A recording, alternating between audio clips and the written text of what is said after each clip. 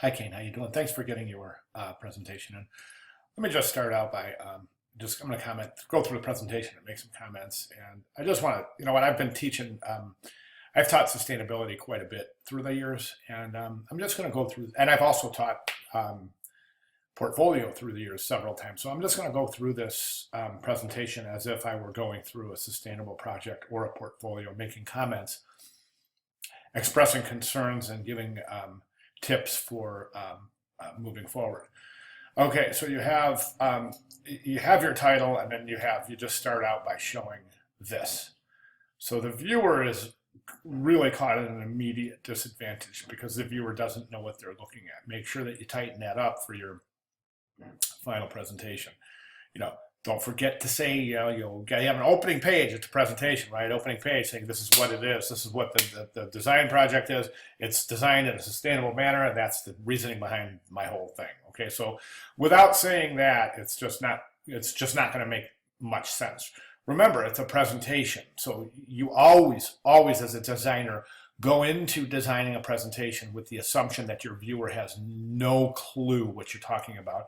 And I think the contrary is true on this page. I think that you're assuming the viewer does know what you're talking about. Okay, so you have deforestation station. You don't have anything labeled here, okay? So in other words, the assignment's telling you to label all of these parts and give us a materials list. So there is your trade show booth. And then you have, I guess this is a materials list. You have another view of your table, but then you're just saying a press wood table frame. Well, press wood means a lot of different things. So, and then paper stone, there's no information here, Kane. So this would not be considered something that would score well when we held it up against the grading portfolio, simply because you're not giving us any information here. We have learned, hopefully so far, that while defining sustainable ingredients and materials, you have to give research. You have to give a life cycle, basically. That's why we went through that life cycle analysis for that project. In other words, what I'm saying is that you don't just say, okay, I have pressed wood. You have to say, my table is made of pressed wood. This is what pressed wood is. This is what pressed wood is made of. This is how it's made. This is how long it will last in the earth. This is how it will be disposed of. And all of those things need to be sustainable. Same thing with your countertop and your organic paint. You're saying recycled corrugated pad booth, but again, that doesn't mean anything because recycled corrugated, I don't know what that means, recycled corrugated pad booth. But recycled corrugated, cardboard? You have to be really clear here. Sustainable stainless steel door hinge. I mean, again, you can't just say it sustainable. You have to say, this is the product I'm going to use. This is where it's available. This is how it's manufactured. And this is what's going to happen to it if it is left in a parking lot or a landfill or whatever. Okay? This deforestation station banner, you're saying that it's made of two-color print process, but then you're saying printed with soy ink. So can you give us a little bit of fact on soy ink? What kind, what brand, where did you get it? How is it sustainable? You have your sustainability graph here, represented collateral on booth. I'm sorry, this doesn't give any information. You're saying this is a sustainability graph, but you have no variables on your X and Y coordinates, rendering this graph basically a single dimensional representation of 3 squares. That's all we have here. Without information on your X and Y graphic, you should know that a graph is not a graph, okay?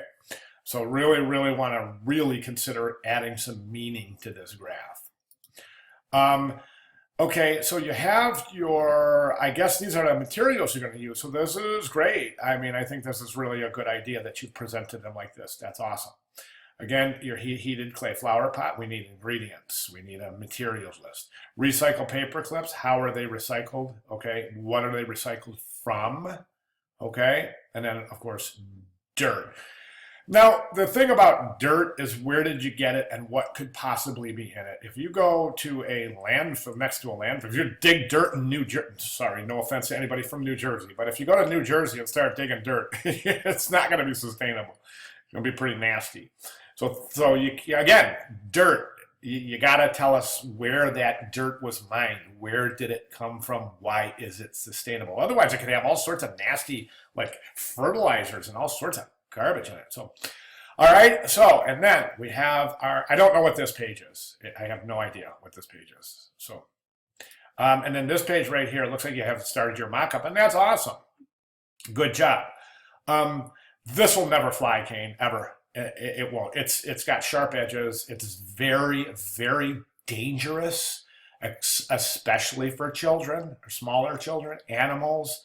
This is just a really an issue, seriously an issue in your presentation. So I was kind of anticipating this as a problem a couple weeks ago, and certainly is a problem now. So this is just, it just will never work as a giveaway. It's dangerous. I mean, you're looking at lawsuits here when people start losing eyes. Okay, so, and then, yeah. So deforestation, I don't know what this is. I just don't know. Is this a handout? Is it a brochure?